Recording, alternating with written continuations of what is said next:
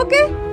আমার চিৎকার শুনে সবাই সোমকে খুঁজতে শুরু করে, কিন্তু কিন্তু কেউ ওকে পায় না।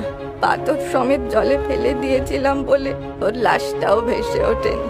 সবাই মনে করেছিল ও চুরি হয়ে গেছে। তার অনেক বছর পরে তুই আমার পেটে এলি রমেন, আর আমি তোকে আঁকড়েই বেঁচেছিলাম বাঁচা। কিন্তু আমি আজ বুঝছি আমি কত বড় ভুল করেছি।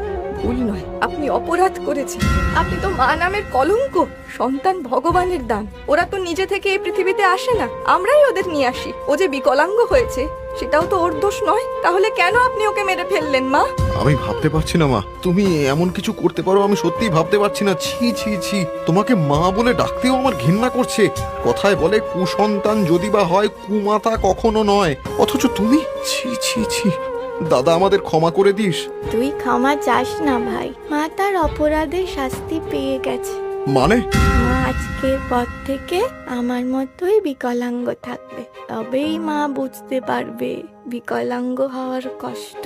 তবে তোর কাছে একটা অনুরোধ করব ভাই। বল না দাদা, কি করতে হবে আমাকে? এই পুকুরের নিচ থেকে আমার কঙ্কালটা উদ্ধার করে পুড়িয়ে দিস, তাহলেই আমি এই কষ্ট থেকে মুক্তি পাবো। হ্যাঁ দাদা, তোকে মুক্তি দেব, আমি মুক্তি দেব তোকে আমি। আর কমলা, তুই চিন্তা করিস না, আমি তোর কোলে আবার ফিরে আসবো, আবার আসবো। এই বলতে বলতে সোমের আত্মা অদৃশ্য হয়ে যায়।